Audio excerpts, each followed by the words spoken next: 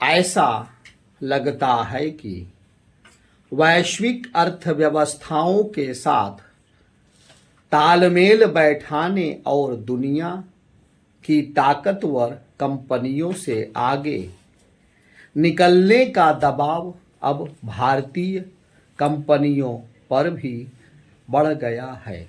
अन्यथा इन्फोसिस के सह संस्थापक एन.आर. नारायण कृष्णमूर्ति को कामकाज की भारतीय संस्कृति को लेकर वह बयान नहीं देना पड़ता जिसमें संस्कृति को लेकर उन्होंने युवाओं का आह्वान करते हुए कहा कि यदि भारत को एक आर्थिक महाशक्ति बनाना है तो उन्हें हर हफ्ते 70 घंटे काम करना चाहिए। नौकरियों पर बढ़ते दबाव और छटनी की खबरों के बीच श्रमिक हितैषी संगठनों और मजदूर नेताओं को नारायण मूर्ति का बयान खटक रहा है। ऐसे लोगों की कमी नहीं जो राष्ट्र निर्माण के लिए जुनून की हद तक जुटने के पक्ष में हैं। यह पूरा विमर्श तब और ज़्यादा प्रासंगिक हो जाता है जब पता चलता है कि चीन और अन्य देशों में ऐसी ही कार्य संस्कृति की मांग उठ रही है ताकि उद्योग एवं रोजगार क्षेत्र के संकटों को दूर किया जा सके। नारायण मूर्ति के प्रति सप्ताह 70 घंटे काम वाले बयान पर स्टील के सज्जन जिंदल ने कहा कि उनका यह बयान समर्पण के बारे में है। हमारे प्रधानमंत्री हर दिन 14-16 घंटे काम करते हैं। देश के युवाओं को उनसे प्रेरणा लेकर राष्ट्र निर्माण में इसी तरह जुटना चाहिए। यदि भारत को आर्थिक महाशक्ति बनाना है तो हम पश्चिमी देशों की कार्य संस्कृति को ही मानक नहीं बना सकते। देश के युवाओं को उनसे प्रेरणा लेकर राष्ट्र निर्माण में इसी तरह जुटना चाहिए। यदि भारत को आर्थिक महाशक्ति बनाना है तो हम पश्चिमी देशों की कार्य संस्कृति को ही मानक ना बनाकर जहां हफ्ते में 4 या 5 दिन काम होता है वहां काम के घंटों को बढ़ाना होगा। नारायण मूर्ति के बयान का एक आधार यह भी है कि भारत की उत्पादकता दुनिया में कई देशों से कम है।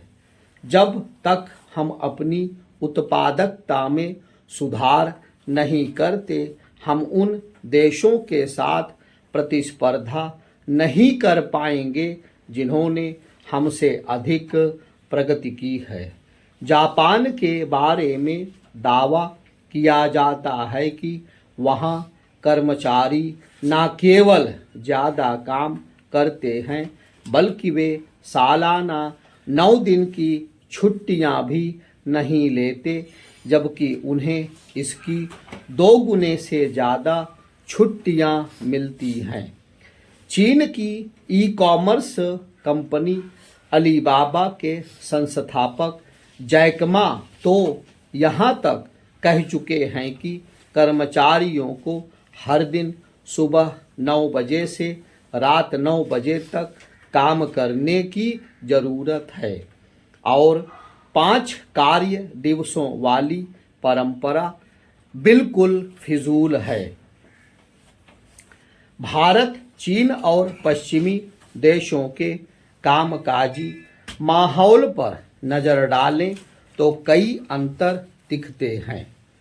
पश्चिमी देशों में किसी भी नौकरी या व्यवसाय के तहत काम के घंटों का समायोजन इस प्रकार किया जाता है जिससे कर्मचारी की निजी और सामाजिक जीवन शैली नकारात्मक रूप से प्रभावित ना हो। इसे ही वर्क लाइफ बैलेंस की संज्ञा दी जाती है।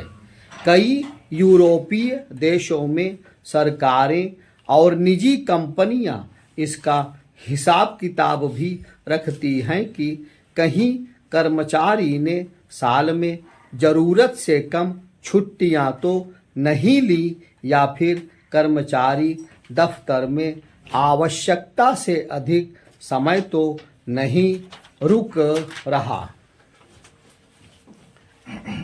भारतीय कर्मचारियों को लेकर यह आम धारणा है कि वे अपने काम के प्रति अपेक्षित समर्पण नहीं दिखाते।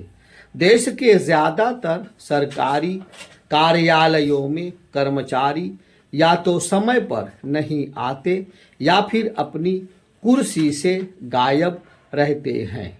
यह अकारण नहीं कि अब ज़्यादातर सरकारी कार्यालयों में उपस्थिति दर्ज करने की बायोमेट्रिक प्रणाली और कामकाज के आकलन के लिए उनके सालाना अप्रेजल वाली व्यवस्थाओं को लागू किया जा रहा है।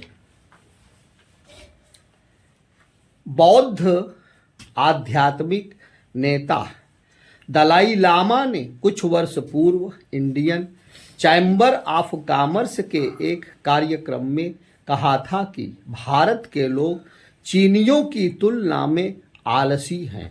इसके लिए उन्होंने भौगोलिक कारणों को जिम्मेदार ठहराया था और भारत को सबसे ज़्यादा स्थिर देश बताते हुए धार्मिक सहनशीलता पर उसकी प्रशंसा की थी।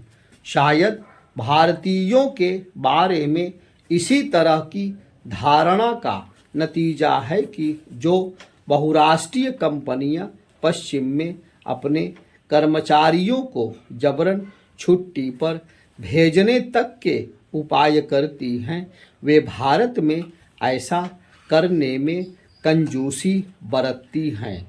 एक आकलन कहता है कि 50 साल पहले भारतीय कर्मचारियों को एक हफ्ते में औसतन 39 घंटे काम करना होता था, लेकिन अब वह औसत बढ़कर 45 घंटे हो चुका है।